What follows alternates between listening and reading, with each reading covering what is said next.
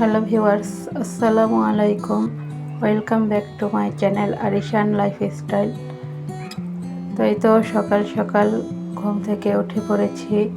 উঠে ছেলেকে এখন কোচিং করতে পাঠাচ্ছি।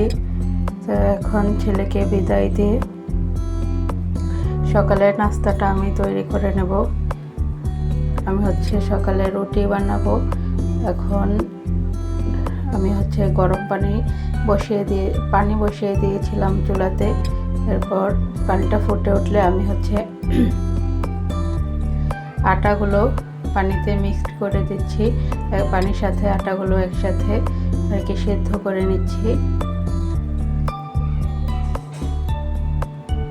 তো এই তো আমার আটাটা সেদ্ধ করা শেষ। এখন যে পাত্রে আমি আটাটা সিদ্ধ করেছিলাম, তো সেই পাত্রেই আমি আটাটা সুন্দর করে একটা সফট ডো তৈরি করে নিয়েছি। এখন রুটি বানিয়ে নেব। তো এই তো এখন আমি রুটি বানানোর জন্য রুটির শেপ দিয়ে নিচ্ছিলাম।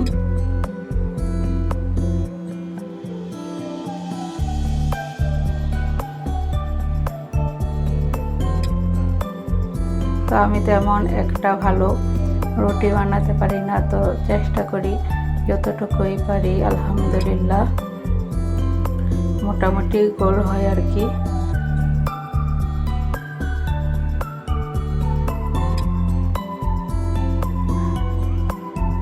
তো এই তো আমার রুটিটা বানিয়ে নেওয়া শেষ। তো এক এক করে এভাবে আমি সবগুলো রুটি বানিয়ে নিয়েছি। তো রুটি বানানো শেষ। হাজব্যান্ডের অফিসে যেতে যেহেতু আর অনেক দেরি আছে, তো হাতে সময় ছিল বলে তো চিন্তা করলাম যে আগে কিচেন রুমটা আমি সুন্দর করে গুছিয়ে নিই। তো প্রথমে আমি রাতের কিছু এঁঠো থালা বাসন ছিল, তো সেগুলো প্রথমে আমি সুন্দর করে ভিম দিয়ে মেজে তারপর পরিষ্কার পানি দিয়ে ধুয়ে নেব। থালা বাসনগুলো আগে পরিষ্কার করে নিচ্ছি আর কি।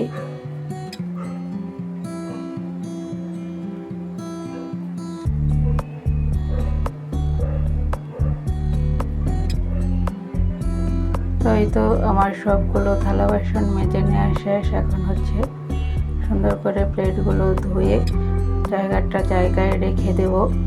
এরপর কিচেনটা আমি সুন্দর করে পরিষ্কার করে নেব।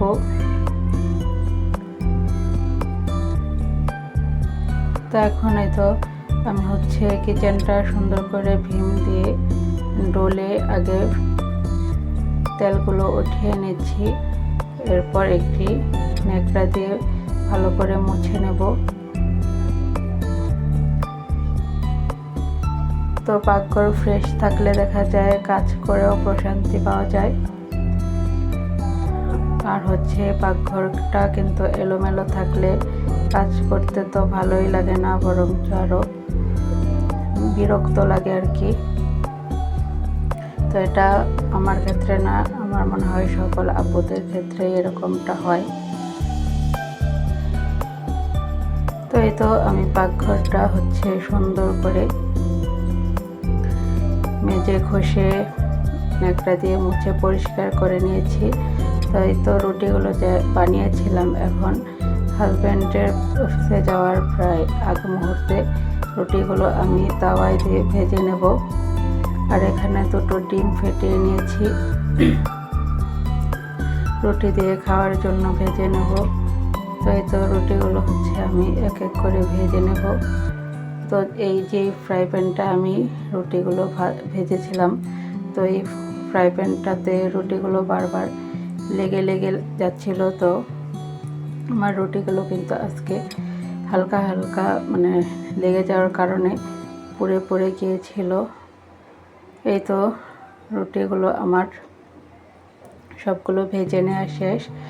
এখন ফ্রাই প্যানে আমি তেল দিয়ে ডিমটাও ভেজে নেব।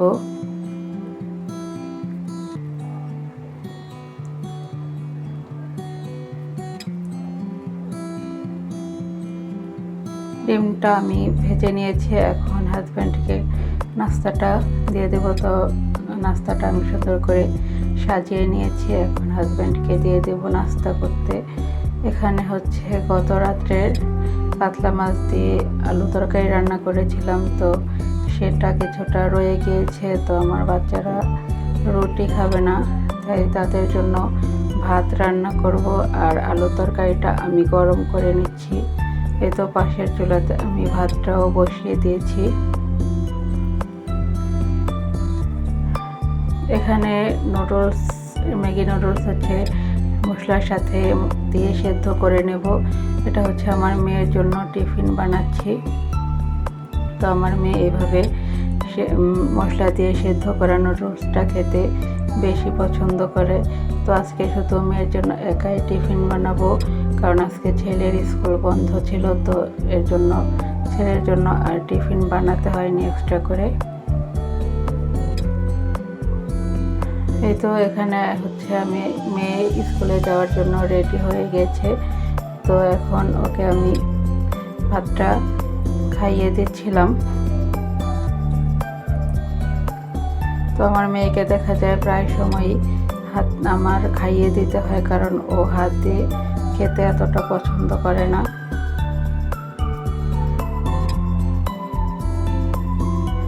তো মেয়েকে খাইয়ে আমি স্কুলে দিয়ে এসেছিলাম। তো আর দুপুরের রান্নাবান্নাগুলো শেয়ার করা হয়নি। এটা হচ্ছে সন্ধ্যার দিকে আমার হাজব্যান্ড অফিস থেকে ফেরার পথে মাছ কিছু বাজার করে নিয়ে এসেছে।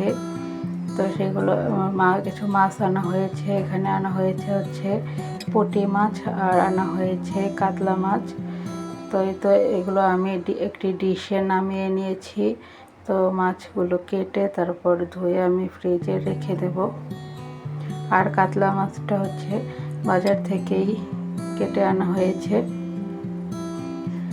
আর এখানে আনা হয়েছে দুটো পাকিস্তানি মুরগি। তো এগুলো আমি কেটে সুন্দর করে ফ্রিজে রেখে দেব। এই তো আমি এখন প্রথমেই মুরগিগুলো কেটে নিচ্ছি, এরপর মাছগুলো আমি কেটে নেব।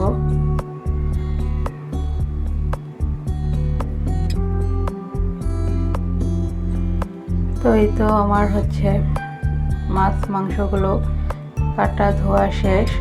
এখন এই তো বক্সে তুলে রেখেছি, বক্সে রেখে এখন ডিপ ফ্রিজে আমি রেখে দেব। তো এখানে একটি মুরগির মাংস আমি বক্সে রেখে ফ্রিজে ফ্রোজেন করব, আর একটি আজকে রান্না করব। তো সেটাও কিন্তু আমি ধুয়ে রেখেছি। আর এই তো মাছ মাংস ধোয়ার পরে যে ময়লাগুলো হয় সেগুলো আমি একটি ধোয়ার সময়ই ঝুড়িতে ঢেলে নিয়েছি, যাতে পরবর্তীতে আর পরিষ্কার করতে ঝামেলা না হয়। আর এখানে একটি চিজ ছিল, তো সেটা ডেট ফেল হয়ে গেছে, সেটাও ফেলে দিচ্ছি।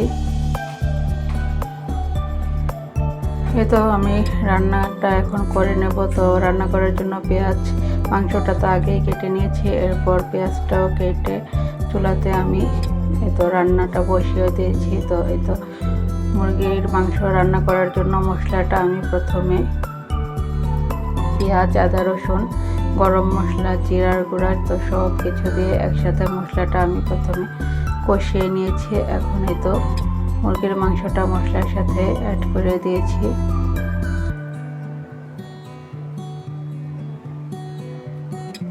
তো মাছ মাংসের বাজার গুছিয়ে আজকে রান্না করতে করতে অনেকটা দেরি হয়ে গেছে। তো আজকে আর বেশি কিছু রান্না করিনি, শুধু মুরগির মাংস রান্না করেছি আর হচ্ছে ভাত রান্না করেছি। তো এই তো ভাতটাও আমি পাশের চুলাতে বসিয়ে দিয়েছি। এখানে মুরগির মাংসটা আমার সুন্দর করে কষিয়ে নেওয়া শেষ। এই পর্যায়ে আমি কিছু কাঁচা পেঁয়াজ অ্যাড করে দিয়েছি। এখন মাংসের সাথে পেঁয়াজটা মিক্সড করে তারপর আমি ঝোলের জন্য পানি দিয়ে দেব। তো এই ছিল আজকে আমার কাজকর্ম আর রান্নাবান্না। তো আজকের ব্লগটি দেখে আপনাদের কাছে কেমন লেগেছে অবশ্যই কমেন্ট করে জানাবেন। এই পর্যায়ে আপনাদের কাছ থেকে আমি বিদায় নিয়ে নিচ্ছি। তো ভালো থাকবেন সবাই। আসসালামু আলাইকুম, বাই বাই, আল্লাহ হাফেজ।